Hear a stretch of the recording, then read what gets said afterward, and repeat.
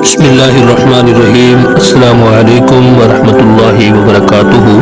اسماعیل قرآن studio میں آپ تمام احباب کو خوش آمدید کہتے ہیں۔ آئیے آج کے سبق کا آغاز کرتے ہیں۔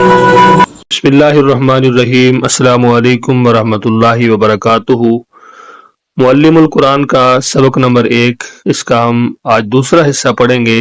آج آپ نے اس سبق کا ایک پارٹ بھی مس نہیں کرنا، اس کو آپ نے مکمل دیکھنا ہے، کیونکہ یہ بنیادی اسباق ہیں، اور اگر آپ کی بنیاد مضبوط ہوگی تو انشاءاللہ آپ پوری صرف نحو کے اندر کہیں بھی نہیں ڈولیں گے۔ اور اگر آپ قرآن پاک کا ترجمہ سیکھ رہے ہیں یا سیکھنا چاہتے ہیں تو آپ نے اس سبق کو بالکل بھی ایک حرف کو بھی آپ نے اسکپ نہیں کرنا، اس کو آپ نے توجہ کے ساتھ دیکھنا ہے۔ انشاءاللہ آج ایسی میں چیزیں آپ کو بتانے والا ہوں خلاصے کے طور پہ کہ جو آپ نے شاید پہلے نہیں سنی ہوں گی، اور وہ چند الفاظ کے اندر آپ مکمل جو صرف نحو اور قرآن پاک کو سمجھنے کے لیے گرامر کا استعمال کیا جاتا ہے، وہ انشاءاللہ نقطہ آج میں آپ کے سامنے رکھوں گا۔ تو سبق کا آغاز کرنے سے پہلے آپ سے گزارش ہے، اگر آپ نے ابھی تک ہمارے چینل کو سبسکرائب نہیں کیا تو ہمارے چینل کو ضرور سبسکرائب کر لیں۔ انشاءاللہ اسی طرح ترجمۃ القرآن مکمل اللہ کے فضل و احسان سے اللہ نے اگر زندگی عطا کی، اللہ نے اگر ہمت عطا کی اور توفیق عطا کی، اور اسی طرح صرف نحو، علم الصرف، علم النحو جو ابتدائی مدارس کے اندر بالکل جس کو صرف نحو کا پتہ ہی نہیں ہوتا اس سے آغاز کروایا جاتا ہے۔ انشاءاللہ اس کے بعد ہم معلم القرآن کے بعد ان کتب کا بھی آغاز کرنے والے ہیں، آپ نے ان کو بھی الحمدللہ سیکھنا ہے۔ جب آپ سیکھیں گے تو انشاءاللہ آپ کو پتہ چلے گا۔ اسی طرح پھر ہم عربی جو ہے اس کو بھی سیکھیں گے، بہت ساری چیزیں انشاءاللہ ہم سکھائیں گے، تو آپ نے ہمارے ساتھ جڑے رہنا ہے۔ کا ٹائم جو ہے وہ ضائع نہیں کرتا، میں اپنے سبق کا آغاز کرتا ہوں۔ پچھلے سبق کے اندر ہم نے اسم کے بارے میں پڑھا تھا، فعل کے بارے میں پڑھا تھا، حرف کے بارے میں پڑھا تھا۔ سبق نمبر 1 کے اندر میں خلاصہ آپ کو تھوڑا سا بتا دوں تاکہ آپ کے ذہن میں آ جائے۔ اگر آپ نے پہلے اسباق نہیں پڑھے تو آپ ان کو ضرور پڑھیں، اور اس کا جو انٹروڈکشن ہے اس کی ایک الگ سے ویڈیو ہے، اس کو بھی آپ ضرور دیکھیں، انشاءاللہ آپ کو اس سے کافی فائدہ ہوگا۔ تو کلمہ سے آغاز ہوا ہے ہمارا۔ کلمہ جو ہے اس کی تعریف ہے، پھر اس کے اسم، فعل، حرف، اور اس کے بعد فعل کی تعریف ہے، حرف کی تعریف ہے۔ تو آج سے ہم علامتیں جو ہیں اسم کی، فعل کی، حرف کی، اگر کوئی علامتیں ہیں وہ کون کون سی ہیں ان کے بارے میں انشاءاللہ ہم پڑھیں گے۔ تو سب سے پہلی بات یہ ہے کہ کیونکہ پہلے سبق کے اندر سب چیزیں جو ہیں وہ کور نہیں ہو سکی، تو آج کے اس کے سبق کے اندر بہت ہی اہم چیزیں ہیں جو میں کور کرنے والا ہوں، ان کو آپ نے اپنے پاس اچھی طرح لکھ لینا ہے، اور یہ آپ کو انشاءاللہ زندگی بھر کام آنے والی ہیں۔ آپ اگر بالکل آپ کو یہ چیزیں اچھی لگیں تو میرے لیے ضرور دعا کیجیے گا، انشاءاللہ امید ہے مجھے آپ کے دل سے دعا نکلے گی۔ ہمارا مقصد کسی کو کسی قسم کا دنیاوی مفاد یا کسی قسم کا لالچ نہیں ہے، واللہ اللہ تعالیٰ گواہ ہے۔ ہمارا مقصد ہے کہ ہمارا جو ٹوٹا پھوٹا علم ہے ہمارے پاس، اور یہ دین کی جو اللہ نے ہمیں تھوڑی بہت سمجھ عطا کی ہے، یہ دوسرے جتنے بھی احباب ہیں ان تک پہنچایا جائے۔ تو یہ آپ کے تعاون سے ہی ممکن ہے، اور اللہ کی مدد سے انشاءاللہ امید ہے اللہ کی مدد اور آپ کا تعاون اگر ہمارے ساتھ رہا تو ہم بہت کچھ سیکھیں گے۔ تو آج ہم پڑھیں گے اسم کی بنیادی علامتیں، کیونکہ جس چیز کی علامتوں کے بارے میں آپ کو علم ہو، آپ وہاں پہ دھوکہ نہیں کھا سکتے۔ آپ اس کی پہچان اگر علامتوں کے ساتھ کریں گے تو انشاءاللہ آپ زندگی بھر کبھی بھی آپ نہیں ڈولیں گے۔ سب سے پہلی بات یہ ہے کہ اسم، فعل، حرف جو ہے، یہ گرامر جو ہے اس کا آغاز کیسے ہوا، کیوں ہوا، تو یہ بہت ہی امپورٹنٹ بات ہے، اس کو آپ نے اپنے ذہن میں بٹھانا ہے۔ تو کئی صدیاں پہلے عرب لوگ جو تھے، ان کو جیسے اب ہمیں اردو کو سمجھنے میں کوئی مشکل نہیں آتی، تو جو عرب ہیں ان کو تو کوئی مشکل نہیں آتی تھی، لیکن انہوں نے یہ سوچا کہ جو غیر عربی ہیں، اجمی ہیں جیسے ہم ہیں یا دوسرے لوگ ہیں جو عربی نہیں جانتے، ان کو کیسے سمجھایا جائے۔ قرآن پاک کے اندر جو الفاظ استعمال ہوئے ہیں ان کو کیسے اس الفاظ کے بارے میں، ان کے بارے میں بتایا جائے۔ تو انہوں نے ان کو 3 حصوں کے اندر تقسیم کیا۔ یہ میں آپ کے سامنے خلاصہ رکھ رہا ہوں، اگر آپ سمجھ لیں گے تو بہت ہی زبردست، اگر آپ نہیں سمجھیں گے تو انشاءاللہ آگے اس کی جو ترتیب وار تفصیل جو ہے وہ انشاءاللہ آپ کو آگے اسباق کے اندر مل جائے گی۔ لیکن یہ بنیادی چیز اگر آپ کو جو میں نقطہ بتا رہا ہوں آپ کو، یہ آپ کو اگر سمجھ آ گیا تو آپ کو سمجھ لیجئے کہ گرامر سمجھ آ گیا، اور آپ نے قرآن پاک کو بہت ہی آسانی کے ساتھ آپ نے جو الفاظ ہیں اس کو پہچان لینا، اور آپ نے ان کو بڑی آسانی کے ساتھ اس کا ترجمہ آپ نے کر لینا ہے۔ سب سے پہلے انہوں نے کیا کیا کہ دیکھا کہ قرآن پاک کے اندر کچھ ایسے الفاظ ہیں کہ جو نام ہیں، مثال کے طور پہ الکتاب ہے، القلم ہے، اسی طرح بہت سارے نام ہیں، الشجر ہے، یعنی بہت ساری چیزیں ہیں جو نام ہیں، یا کچھ چیزیں ہیں جو صفات ہیں۔ تو انہوں نے جو نام اور صفات تھی ان کو انہوں نے کہا کہ یہ اسم ہے، ان کو اسم قرار دے دیا۔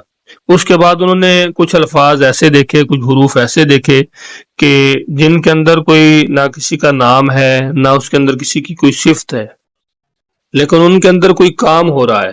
مثال کے طور پہ یفعلون، تعلمون، اس طرح کے جتنے بھی الفاظ استعمال ہوئے ہیں تو انہوں نے ان کو فعل قرار دیا، یعنی جن کے اندر وہ کام کو ہونا پایا جا رہا ہے تو انہوں نے اس کو فعل قرار دیا ہے۔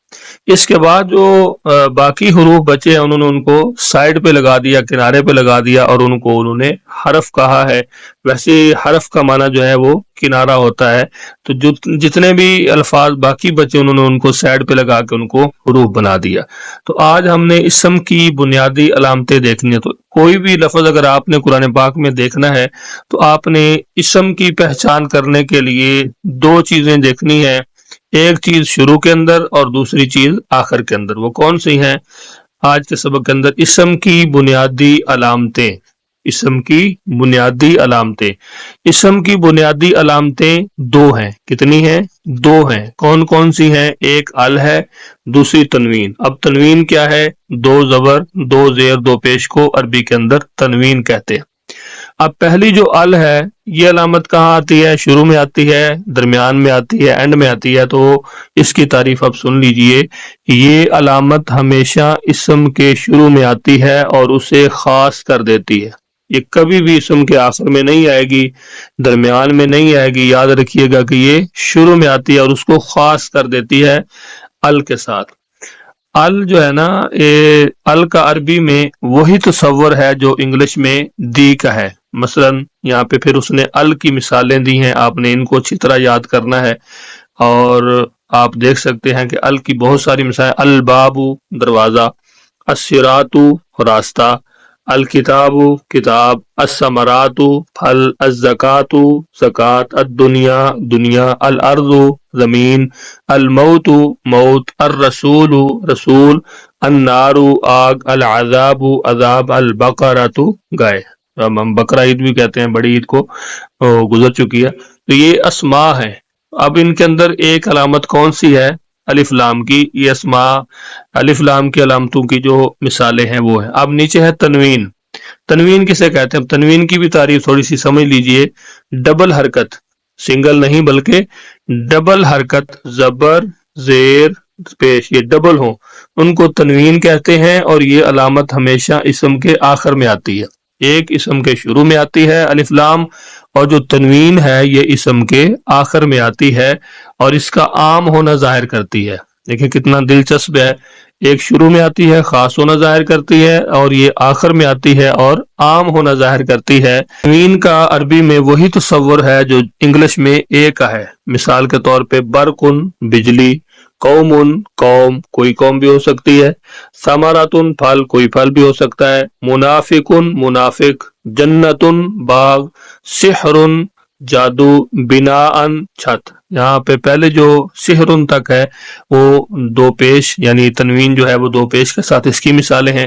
اب دو زبر، یعنی دو زبروں کے ساتھ جو تنوین ہے اس کی مثالیں آگے جو ہے یہاں سے شروع ہو رہی ہیں۔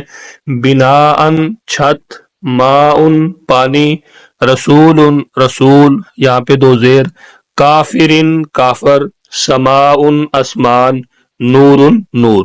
اب یہاں پہ نوٹ، اس کو آپ سمجھیے۔ نوٹ کے اندر وہ بتا رہا ہے کہ ال اور تنوین جس لفظ پر بھی آئیں وہ یقیناً اسم ہوگا۔ اب آپ نے یہ ذہن میں رکھنا ہے کہ ال اور تنوین جس لفظ پر بھی آ جائیں، یا اب عربوں نے آپ کے لیے ایک پہچان بنا دی کہ قرآن پاک کے اندر جس کے شروع میں ال ہوگا وہ بھی اسم ہوگا، جس کے آخر میں تنوین یعنی دو زبر دو زیر دو پیش ہوں گے وہ بھی کیا ہوگا؟ اسم ہوگا۔ اور یہ دونوں علامتیں ایک اسم پر ایک ساتھ لانا درست نہیں۔ یہ ایسا نہیں ہو سکتا کہ ایک اسم ہو اس پر ال بھی آ جائے اور تنوین بھی آ جائے، ایسا بالکل نہیں ہو سکتا۔ پورے قرآن میں کہیں نہیں آپ کو ملے گا کہ ال اور تنوین جو ہے وہ دونوں اکٹھے ایک لفظ پہ آ جائیں۔ جیسے الکتابن، الکتابن کبھی نہیں ہو سکتا۔ اب اگر کوئی کہے کہ جی الکتابن ہے تو آپ اس کو سمجھا سکتے ہیں، آج کے بعد آپ نے اب پڑھ لیا ہے قانون آپ کے سامنے، یہ آپ نے جو اسم کی علامتیں ہیں ان کو پڑھ لیا ہے کہ یہ ال ہے اور تنوین ہے، لیکن یہ اکٹھے نہیں آتے۔ اب اسم کی پہچان، شروع میں ال اور آخر میں تنوین کے علاوہ وہ لفظ جس کے آخر میں تا یا الف تا ہو۔ اب اسم کی پہچان ایک تو ہے نا کہ شروع کے اندر الف لام ہو، آخر میں تنوین ہو، اس کے علاوہ بھی کچھ الفاظ ہیں اگر وہ ہوں گے تو اس کے آخر کے اندر تو وہ بھی اسم ہوں گے۔ وہ کون کون سے ہیں؟ ایک گولتا ہے اور دوسرا الفتا ہے، اور وہ بھی اسم ہوتا ہے، مثلا جیسے لیلتن، یہ گولتا کی مثالیں ہیں، قلیلتن، آیاتن، یہ الف اور تا کی مثالیں ہیں، حسناتن، ظلماتن، حدیقتن اور رحمتن، السماوات، السیئات، مؤمناتن، جنتن، کلمتن، فاسقاتن۔ تو یہاں پہ یہ مثالیں جو ہیں آپ دیکھ سکتے ہیں اسم کی ہیں۔ آگے ہے فعل کی پہچان۔ فعل کی پہچان اگر کسی لفظ کے شروع میں یا، تا، حمزہ الف اور نون، قد، یا آخر میں تا زبر تا، تا زیر تی، تا پیش تو، تا ساکن اور نون مشدد میں سے کوئی علامت ہو تو وہ عموماً فعل ہوتا ہے۔ اب آپ نے اسم کی پہچان کر لی، اب آگے وہ فعل کی پہچان آپ کو کروا رہا ہے کہ جو فعل ہوگا نا اس کے شروع کے اندر چند چیزیں ہیں، یا ہے، تا ہے، حمزہ الف نون ہے اور اس طرح قد ہے، یہ شروع میں آئے گا، اور آخر میں تا جو ہے وہ زبر کے ساتھ، زیر کے ساتھ، پیش کے ساتھ، ساکن اور نون مشدد، یہ آخر میں آئیں گے تو یہ کیا ہوگا؟ فعل ہوگا۔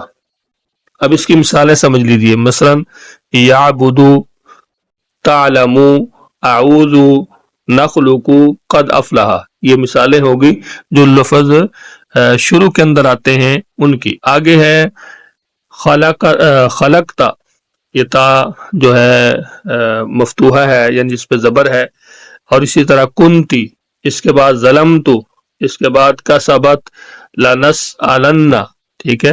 یہ تمام تر مثالیں جو ہیں یہ ترتیب کے ساتھ دی گئی ہیں، جن کے ساتھ آپ سمجھ سکتے ہیں کہ فعل کی پہچان کرتے وقت آپ نے دیکھنا ہے شروع میں اگر 1 2 3 4 5 چیزیں ہوں تو وہ بھی فعل ہوگا، اور اگر آخر میں 5 چیزیں ہوں تو وہ بھی کیا ہوگا؟ فعل ہوگا۔ آگے آپ نماز کا ترجمہ جو ہے اس کا آغاز ہو رہا ہے تکبیر تحریمہ۔